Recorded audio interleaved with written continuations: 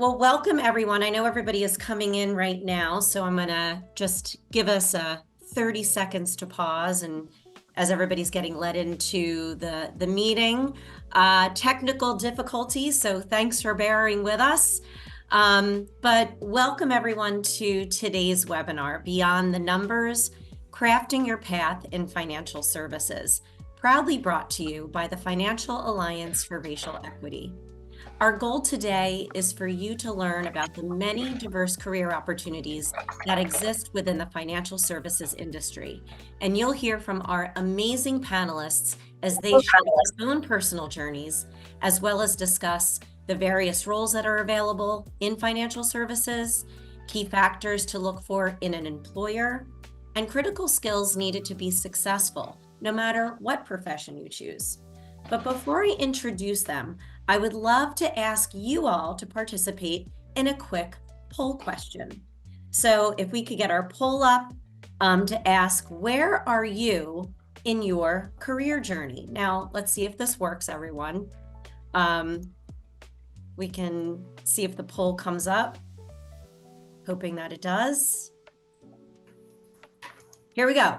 Okay, I hope everybody can see this, but it says, where are you in your career journey? So this will be helpful to our panelists as they frame out their answers and advice to you. So are you still in school? Are you early in, under 3 years working, 3 to 7 years, 7 to 15 years, or over 15 years, but you're looking for a new career path, a new career opportunity. So we'll give everybody a second to vote, and then if we can get the poll results, that would be awesome. Okay, so we've got 50% of you that are still in school, 13% early in, 13% 3 to 7 years, and 25% 7 to 15 years, no one over 15 years. So thank you all for taking the time to do that. It really does help us understand who is listening in today. So with that, I'd like to introduce our panelists. Now, as I mentioned, we had a little technical difficulty. So one of our panelists, we're hoping will join in. If he's on the call, maybe he can speak up. But I'm going to go right to who's actually here. So first, Michael Kiplagat. He's the manager of fact sheets and publishing team at Federated Hermes. Malaika Pay. She is the national recruit lead for RBC Wealth Management.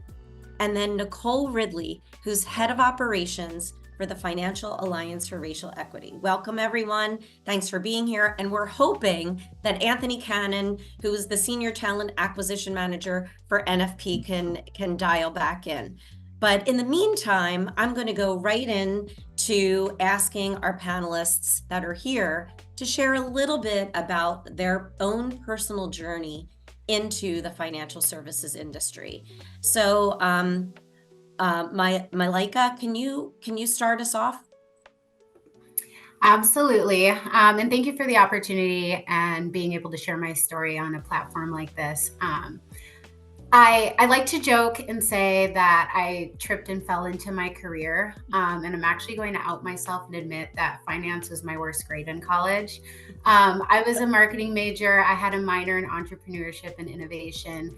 And I actually had an opportunity lined up post-college that I'd actively been participating in and working out while I was studying.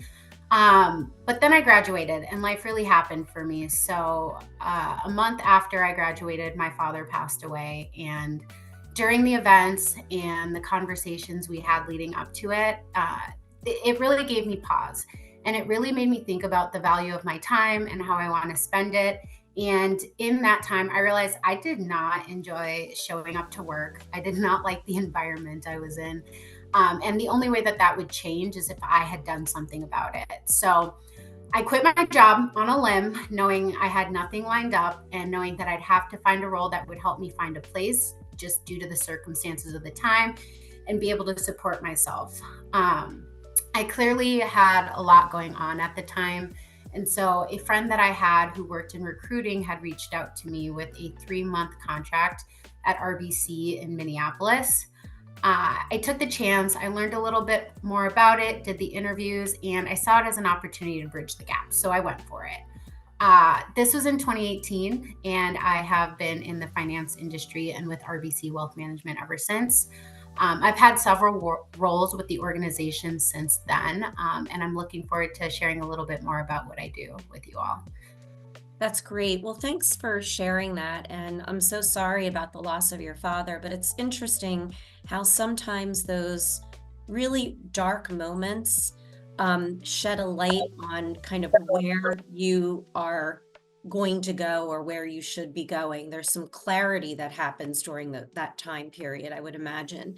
And I would, have our listeners think about that. Sometimes there are signs that happen like that allowed you to take a step back, really evaluate what was important to you. So I think that's actually a really great bit of advice and some learnings that I'm sure other people here can identify with. Michael, how about you? Tell us a little bit about your career journey. Did you ever think you were going to end up at Federated Hermes? And I know we're going to talk about what each of your companies do, but how did you get into the financial services industry? Yeah, to answer your question, no, I'd be lying to you if I said that I'd be here. When I first heard of Federated Hermes, it was called Federated, didn't know anything about it. I thought it was an insurance company. So similar to Mike, I sort of just organically worked my way into where I am now with Federated Hermes. For me, it started as a senior in college.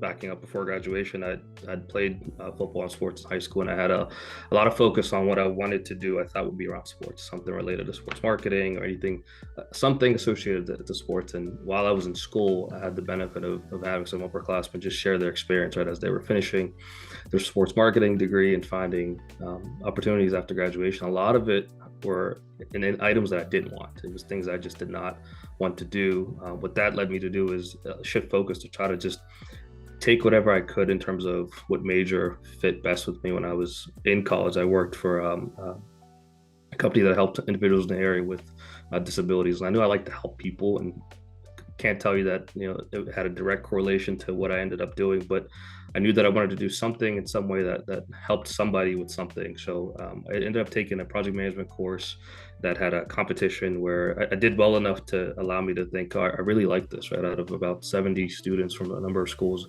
I placed fifth in it, and they showed me I like this and I'm somewhat good at it. Why don't I pursue this? It's in a way it's assisting individuals who are trying to do something, whether it's in information technology, it could be in construction, it could be anything. Project management spans a number of industries. Never did I think it would fit in within the investment management space.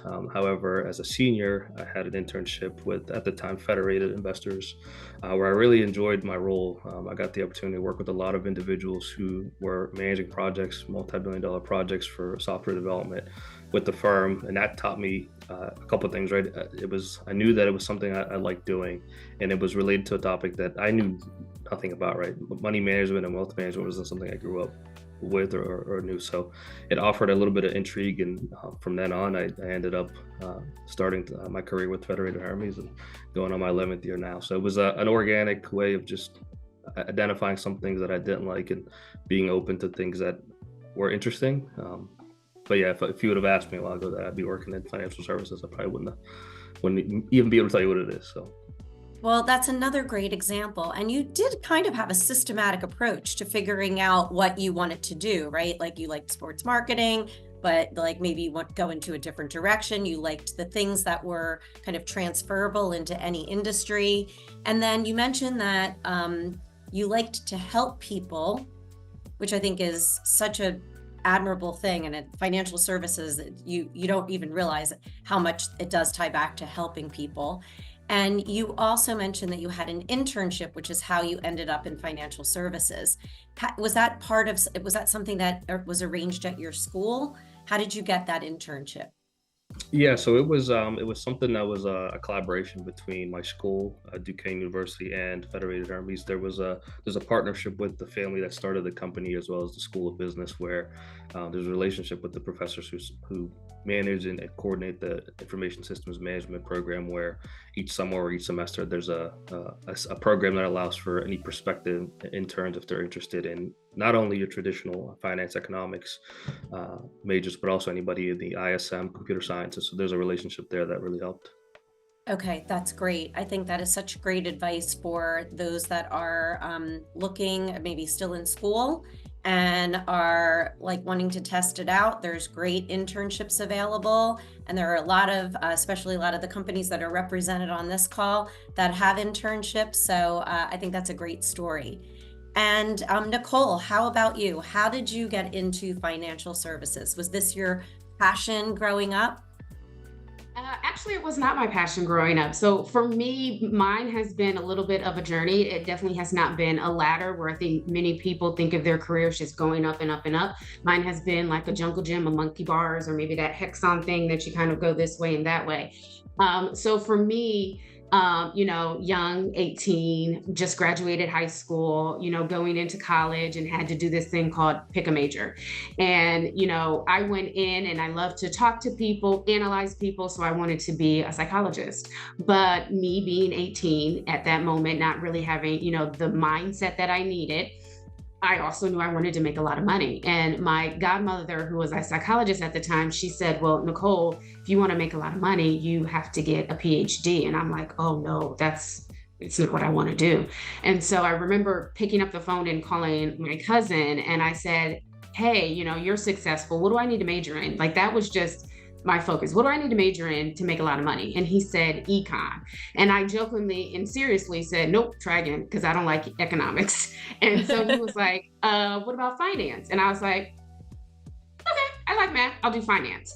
And for me at that time, it was not financial services, it was just finance. It was math, it was spreadsheets, it was crunching the numbers. So ended with my degree at The Ohio State University with a degree in finance, went on to get my MBA, and I started to build what I thought was going to be this big, beautiful career in finance, right? So finance and financial services, a little bit different.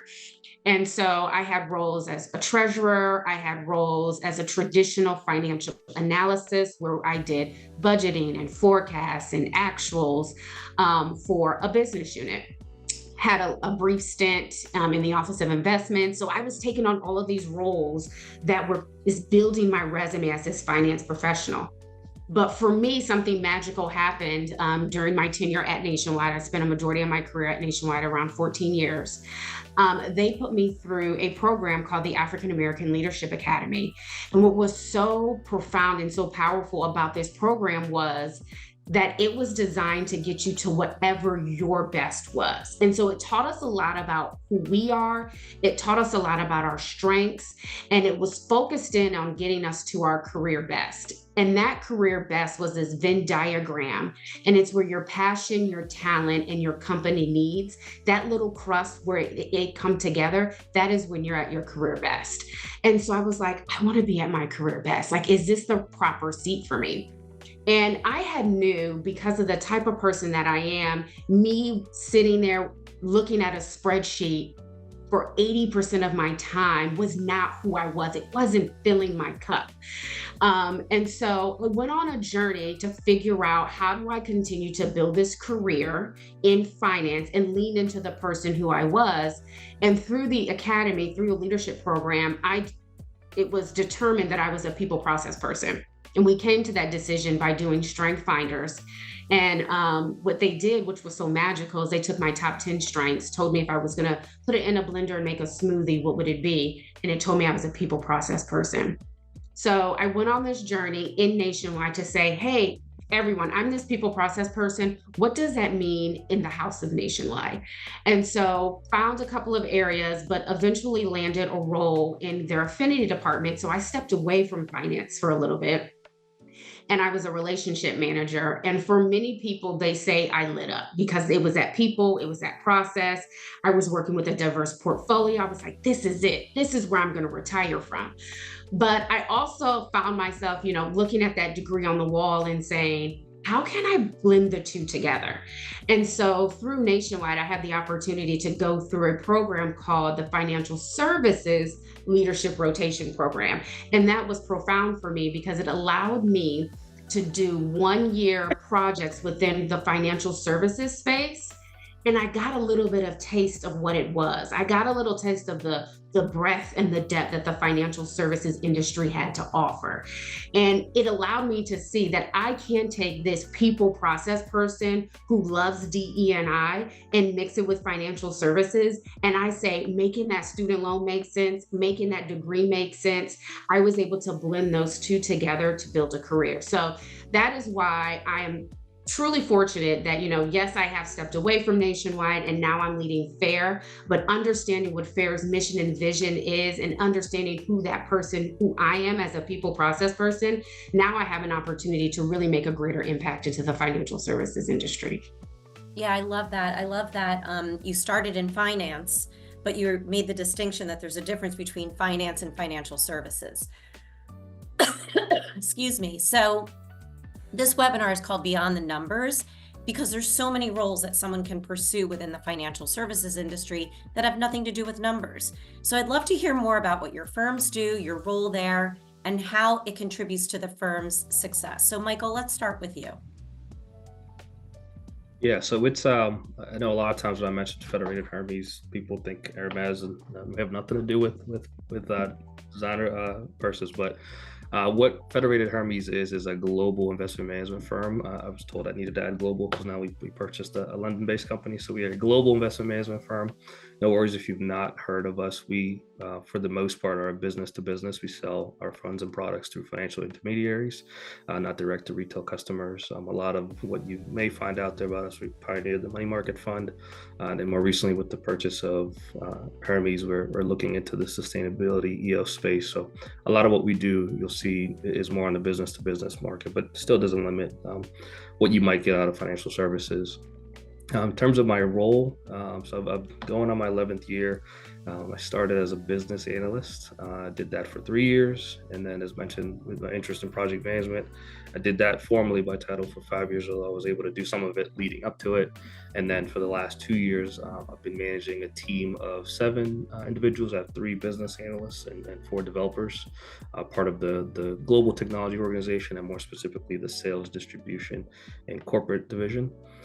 In terms of that group and what we do, a lot of that work is around the support of anything you might see on our print and published media.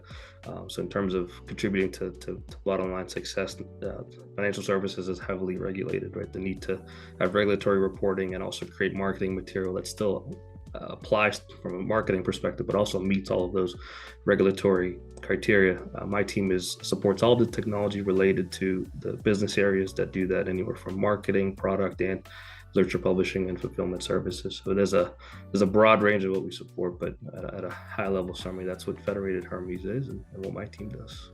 Well, that's great. That was a great explanation too. And you're able to get that marketing side that you originally had gravitated to what you're doing. And, I think too, that being able to incorporate the things that you originally were passionate about into a successful career. You've been there 11 years.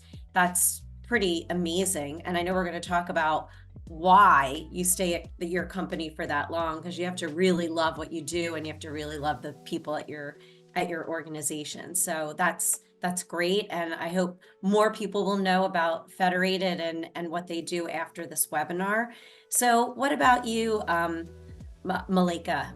Tell us a little bit about what you're doing what is RBC, first of all, and tell us about your role.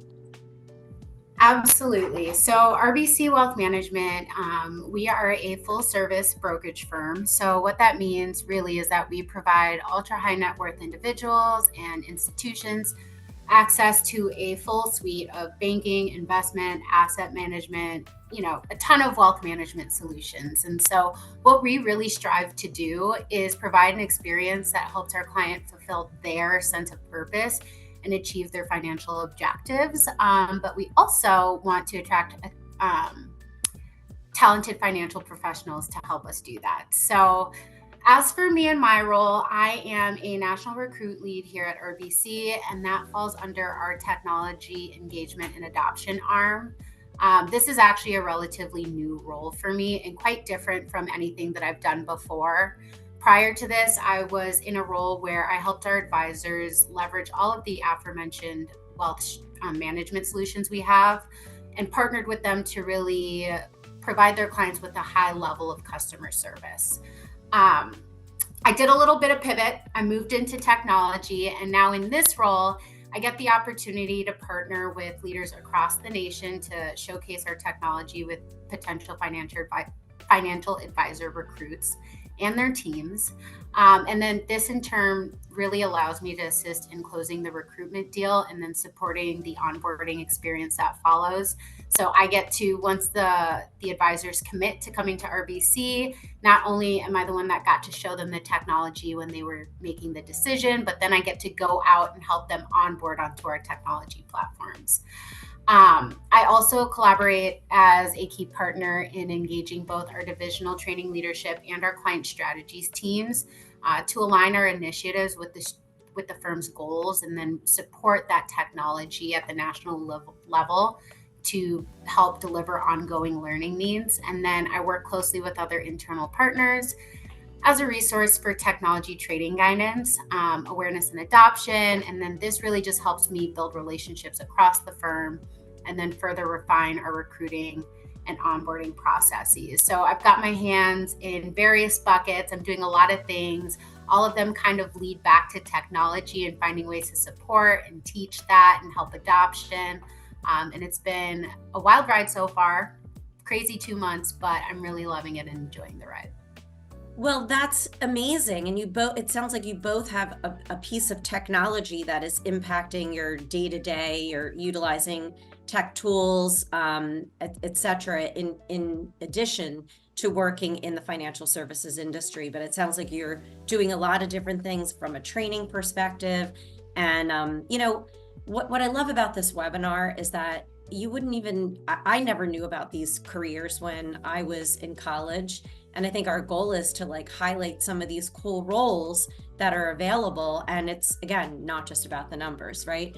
So now that we understand what your firms do, Nicole, why don't you take a minute and talk a little bit about FAIR, the Financial Alliance for Racial Equity, and why it was created and how it ties back to firms like Federated and RBC.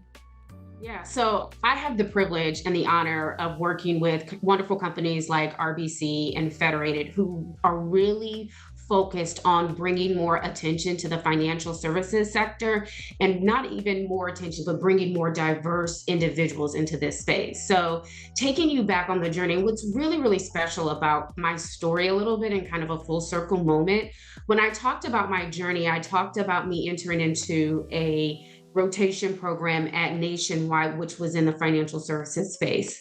This was back in 2019.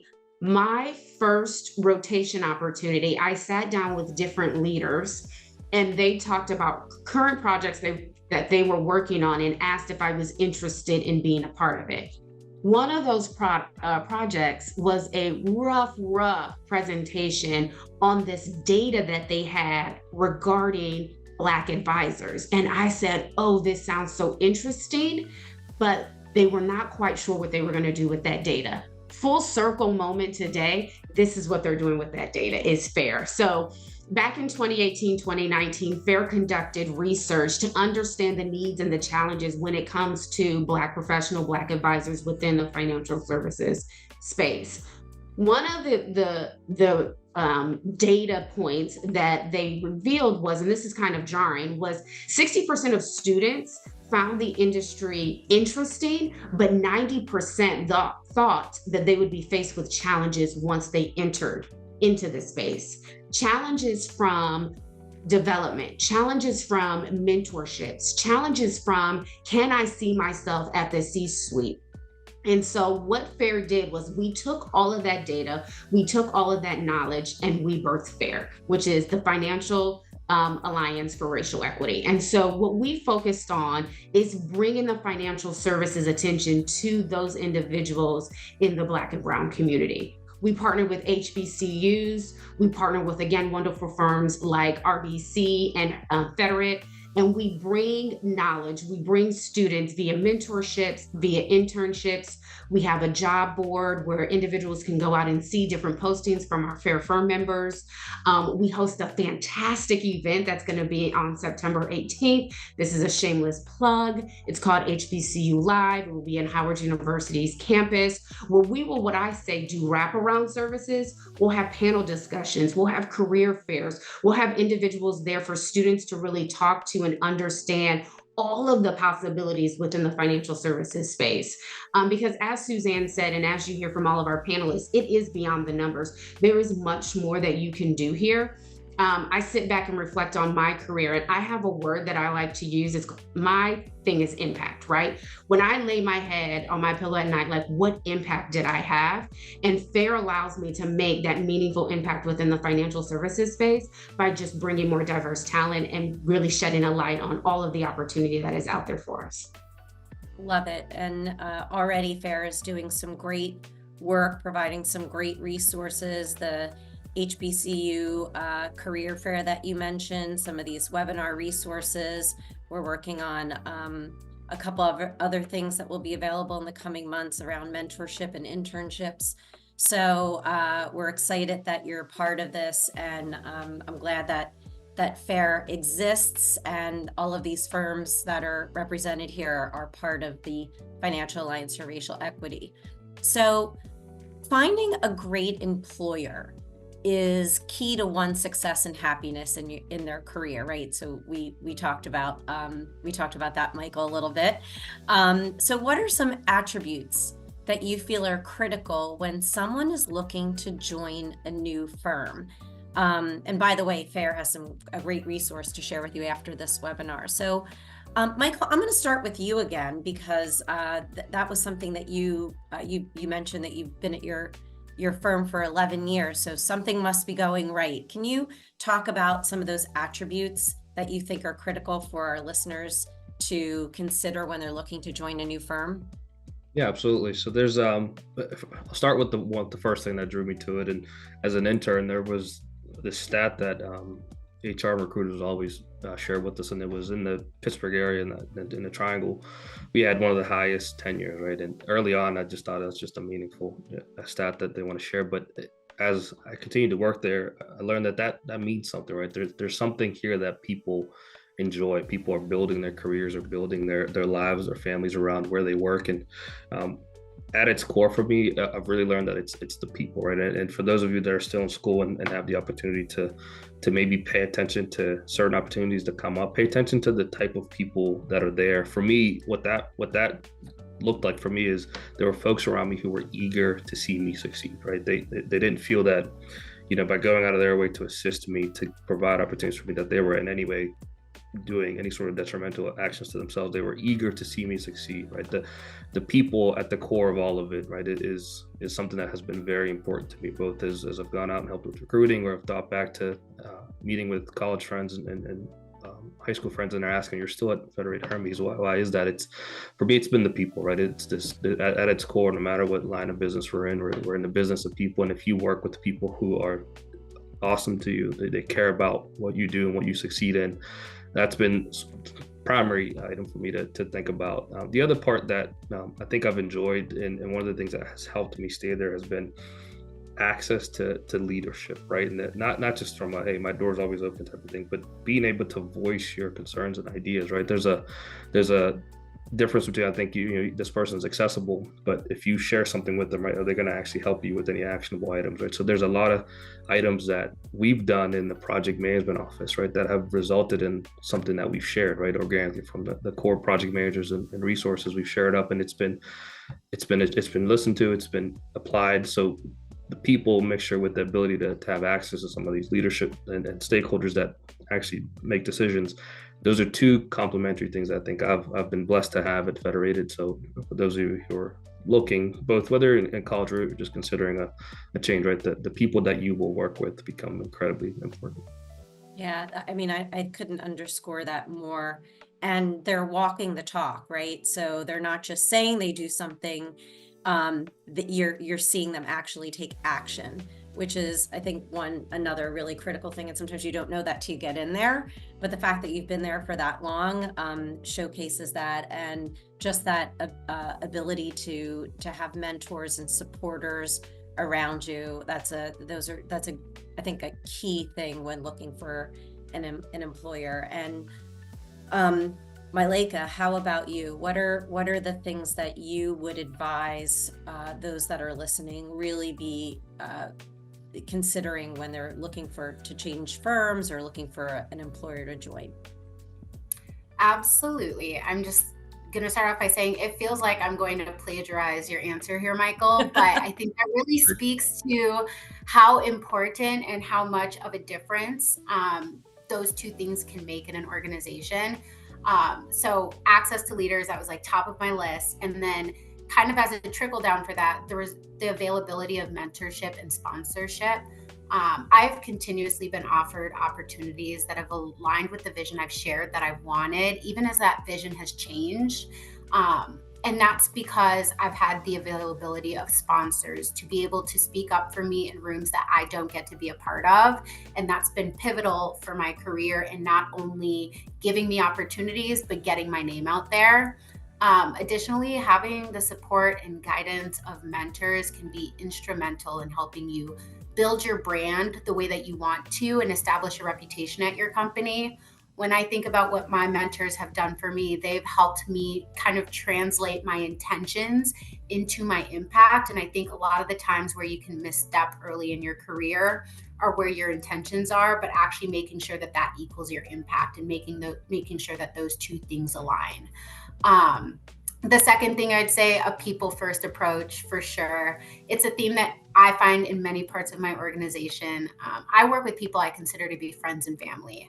I got engaged a year and a half ago, and I had people that I work with at my little surprise after, and people were like, don't you work with them? And I'm like, yeah, but they're my friends too. These are the people that I want around me, And so I find that instrumental in having a sense of belonging at my company, which is something I actually really want to harp on, belonging.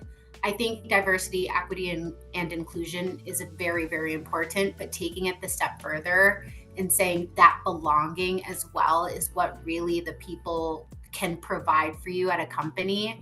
I can feel included, but that doesn't mean I feel like I belong at the table or I belong in the space. And I think that's where the impact lies. And that's where I've been empowered in my career through the people that I have with me at RBC.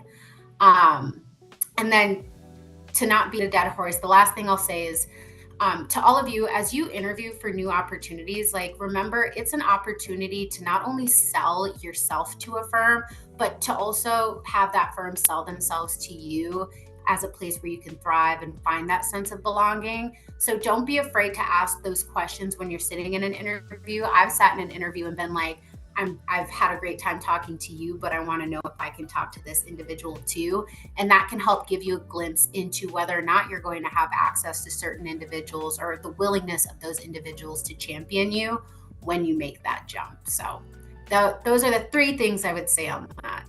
Yeah, such great advice. And I love that you highlighted the importance of mentors and sponsors, right? The mentor is giving you that advice. The sponsor is singing your praises when you're not in the room.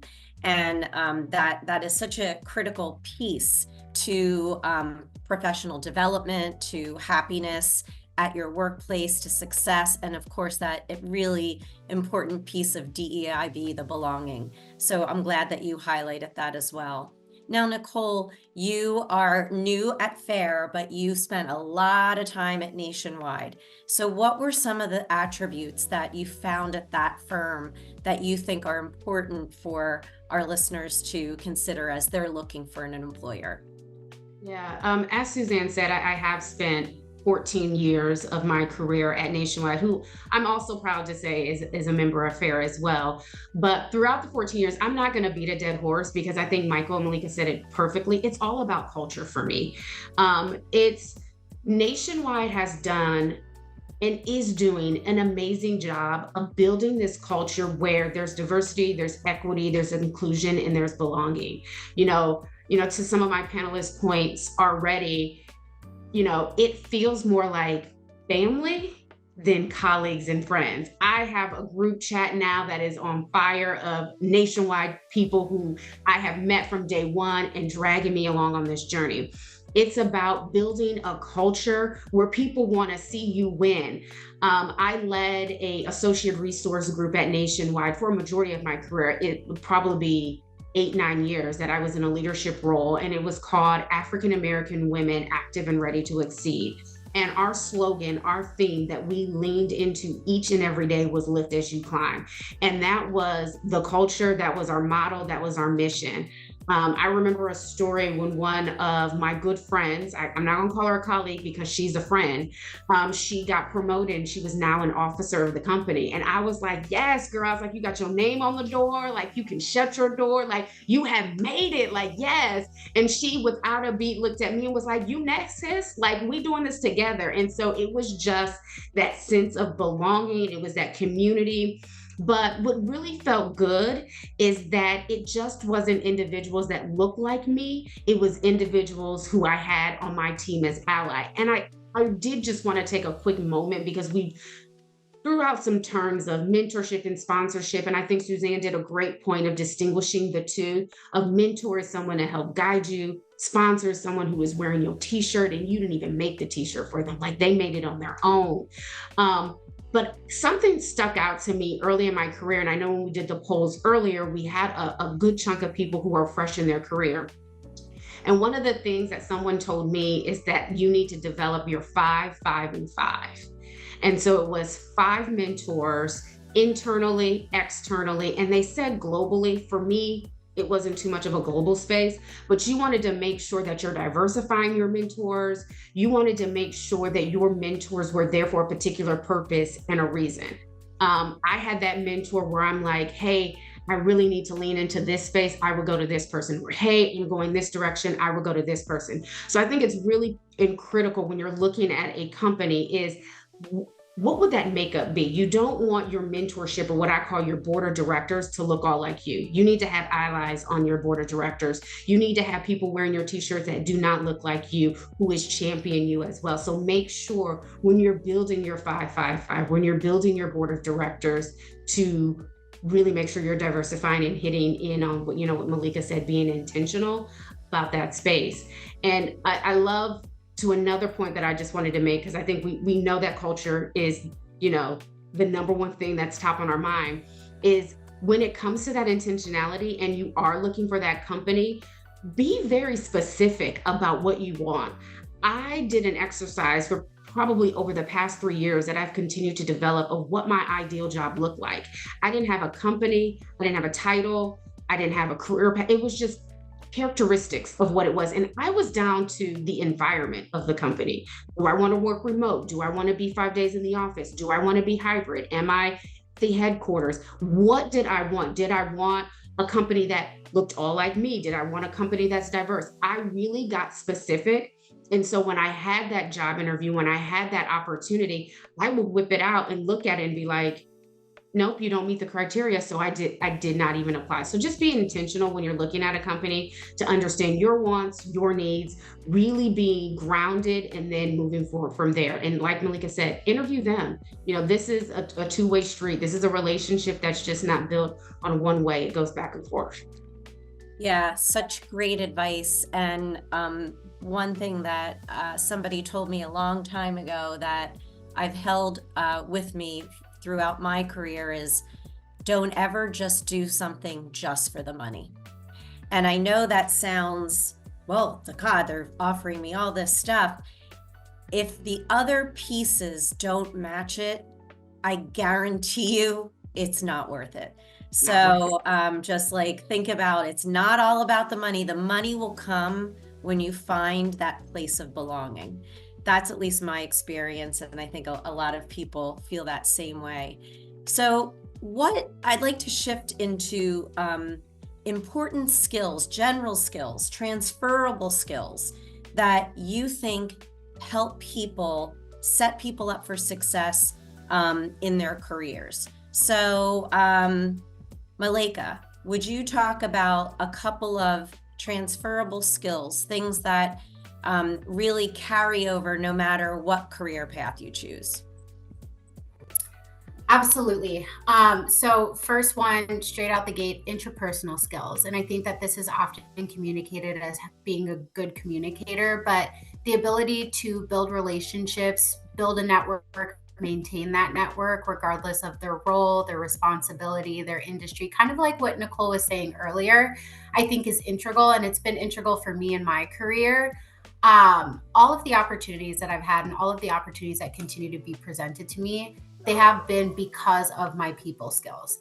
And I think what is really important about that, or what's been communicated to me and what I'm starting to realize, is you can't necessarily teach some skills, but you can learn the technical aspects it takes to do the job, right? And so that's kind of like my second transferable skills, is just a willingness. So a willingness to learn, to adapt, to try, to ask questions, ask for feedback. Pairing that willingness and then the ability to actually build that network and reach out and ask for what you want, ask people for their opinions, for their feedback about what your next steps are, I think are integral. And I think that those can really take you anywhere, but especially in financial services industry, like the world's your oyster, right? There are so many different roles that you could have. You could be an analyst, you could be a trainer, you could be a financial advisor. The possibilities are endless as long as you apply those skills in whatever role that you're looking to get. So Yeah, I'll leave it at that. yeah, those are great points. And I love that you said, like, it's almost like, don't be scared if you're not like a whiz at finance or numbers, like, or, a lot of that stuff, the technical stuff you said, can get taught. It's just that being open, being curious. I love everything that you just said. Michael, what about you? Tell us a little bit about some of the transferable skills that you found. You were an athlete, so how did that transfer over? I would think that some of the attributes of playing sports are utilized every day in the business environment. Yeah, absolutely. And Malik, it's my turn to sort of piggyback off yours, because I think it's critical, right? Probably the most important one for B, and I'll explain a little bit of how it and why, is that communication, right? How can you interact with all levels of individuals, right? From executives to new hires to interns to everyone.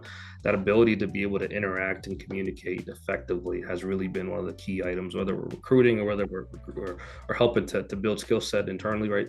Where we work in our organization, in the global technology organization, it's critical because of how we're structured, right? There's a need to also understand the specific business unit that you support, really build a foundation for what they do, right? How those people work, what works for them, what doesn't work for them. But also equally, you need to be able to understand the technology side of it, right? You need to be able to sit in that bridge, so to speak, and be able to talk to both sides, be able to effectively communicate across both ends of that bridge to ensure that it's successful. So I will echo what Malika said about communication and also the interpersonal skills, right? Because you have to build those relationships in order to be successful, right? You have to understand how all of your colleagues and all the people that you work with interact, and what works for them and what doesn't.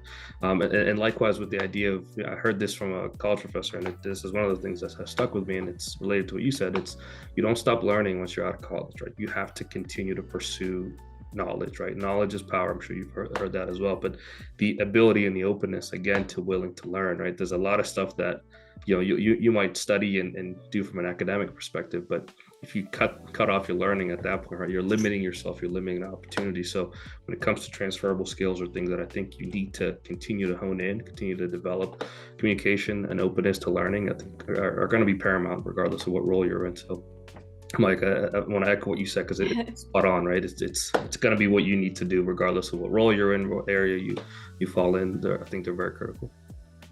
Well, thank you for that. I think I couldn't agree more. And I know we're over time, but I hope everybody seems to be okay with that. So I'm just going to keep rolling since we got started a little late. Nicole, what about you? What have you been able to utilize throughout your career journey that you think are like these interchangeable skills in your career?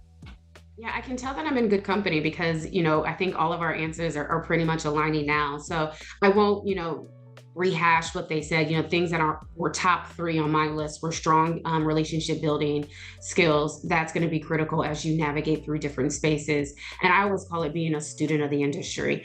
When I interview folks, one of the questions that I ask, my number one, is what news outlet, what things do you do to stay on top of this industry? So I want to see Are you subscribed to, getting daily insights of what's happening in the industry? So I want to understand, are you a student of the industry? Are you staying on top of what's going on? But for me, what I think about overall is creating not a resume of jobs, but I put on my tool belt and I put different skills in my tool belt. And as I step from one job to another, I say, what am I missing in my tool belt that will make me a well-rounded employee for a company? So when I was in the relationship manager role and stepping into the financial services leadership rotation program, one of the things I said was, for my tool belt, I need to be a leader. I want to be a people leader. How do I get that tool in my tool belt for me to take the step to become, what I wanted to be as a director, an AVP? I needed that leadership skills. So when you think about your career, when you think about where you want to go from a longevity standpoint, don't necessarily hone in on the technical. Look at your skills tool belt and say, what different things do I need? Hey, I'm a strong relationship builder, but I haven't leaned into leadership. How do I get that leadership skill to pop that in and then move on to my next career? So that is the advice that I will leave when it comes to those transferable skills. Yeah, that's great advice. Great advice, Nicole. And we have a couple of questions that have come in from our audience, and I think it's a great call out. Because we're in the industry, we kind of used it, we interchanged it, but you mentioned the difference between finance versus financial services, right? Yes. Nicole, can you clarify that for the listeners on the webinar today? What is the difference? Give an example of finance versus financial services. Yeah, and so it's a little bit of a, I don't want to say a blend, but I take it back to my, when I was at Nationwide, they had two different rotation programs. They had a finance rotation program, and then they had a financial services rotation program. Finance was your accounting. It was your financial analyst that worked on budgets and forecast and getting expenses in that are actual and hitting them to the budget and mapping all that out. That's the treasury services. Those are the investments, things of that nature. When you think of financial services, equate that to like retirement. So that's the kind of the two bifurcations that I, like to make the comparison of is, and finance can come over to financial services. And maybe that's just in the Nationwide world, but for us, it can come over to financial services.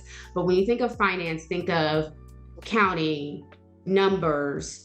Financial services is retirement and planning for the future. Yeah, I think also too, finance, the way that you were referring to it is more of a job, like the type of work you're doing, which is like more that analytical P&Ls, accounting, etc. The financial services industry encompasses insurance companies, wealth management companies, asset managers, it's financial advisories firms, and you can have all kinds of roles within the financial services industry. So I almost look as one is like an industry ecosystem, and one is a particular type of work or role that you would have. So I hope that explains it a little bit. Summed it up nice. Trying. Before we leave, I want to ask one last question that I think it'd be important. Suzanne, can we address the one question? I think that this one is an important one, is what is the best way to stand out for candidates? Absolutely. Yeah. Absolutely. I do want to touch on that. I've done a lot of talking, so I want to open it up to my panelists, other panelists, if they have any advice for what is the best way to stand out.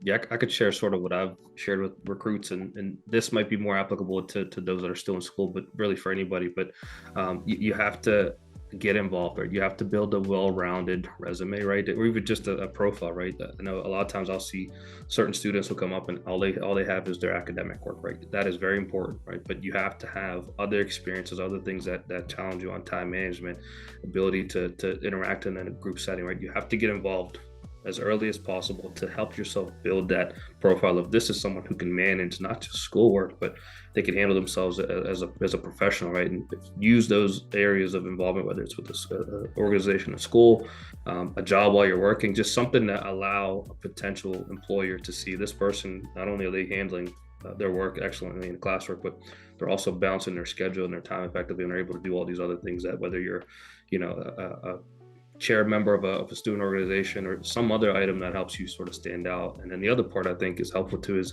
events such as this, right? You get to network and get FaceTime with people that are in the industry. I think those are critical. So those two love that. Love that. Malika, how about you? What advice do you have to stand out? I feel like I'm amongst like great people, because that's exactly what I was going to say, right? What people are looking for on paper is the ability to handle more than one thing at a time, be able to prioritize, but be able to accomplish all of it at the same time. So making sure that you have those extracurriculars outlined and being able to explain maybe how they helped you develop outside of the academics is super important.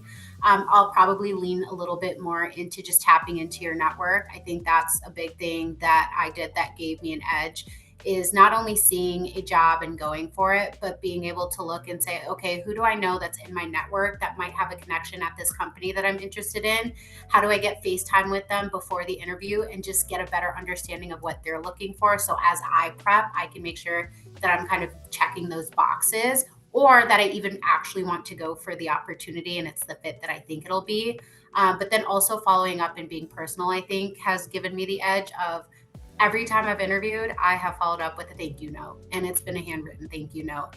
And that's, I kind of call it the rule of threes. Like, I reached out to you before I interviewed, we talked during the interview, and then you're going to get a note from me. My name is right there, top of mind. And hopefully that at least, gets me further in the process to further prove my skill set and how I can contribute to a team or an organization. I would just also add real quick is forums like this are really critical as well when we talk about network. I always call it be ready for the race. And so if you heard something about RBC and Federate that you're like, wow, this company sounds amazing, and there is no job out there, a job posting is not an indicator of let me reach out now. You can always reach out before and say, hey, Michael, you said something really profound about your organization. I would love to hear more. Can me and you just set up some time? And that's how you start to build your network. Because when I talked about the 555, you want to also have touches with your 555 so that you reached out to Michael and a job comes through on Michael's desk and was like, oh my God, I remember this candidate reached out to me. They said they were interested. Let me pull up their resume. You want to be engaged enough with your network, with your mentors, with your sponsors, so that they're like, ooh, let me reach out to that person. And that's what I call being ready for the race. It doesn't have to hit with a job posting. If you're interested in a career and interested in learning more, it's okay to reach out to somebody and say, I am interested. And if it's not a fit, then it's not a fit. You move on. But just kind of being ready for the race is something that I would throw out there as you begin your job search. I love that. And thanks for adding that. The only other things I would add is I did a lot of hiring in my career, and I always liked, in addition to the things that you all mentioned, was somebody working and going to school. That was a little bit about that multitasking. It also showed responsibility, as well as good follow-up and clear, concise communication. So I think that those are, that was a great question. So thank you guys for submitting that. Now, we've gone way over time, but because to me, this was so interesting and our panelists had so many great things to say. Before we conclude, I have one last poll question. So if we can pull the poll question up on a scale of 1 to 5, has this webinar impacted your consideration of a career in financial services? So let's see if the poll, if we're able to get the poll up. I hope we can, but I guess we'll see. We're trying new technology, so bear with us. Thanks for learning with us as we are looking for that poll question. Here we go, career consideration. And you won't, again, be honest. Did this have no impact, a little bit of impact, neutral, impactful, or very impactful? That really will help us as we frame out the type of resources that we want to develop for for you all that are attending today. So if you wouldn't mind just quickly answering that question, if we can see the results, that would be awesome. So great. Okay, nobody Great. said no impact. That would have hurt our feelings.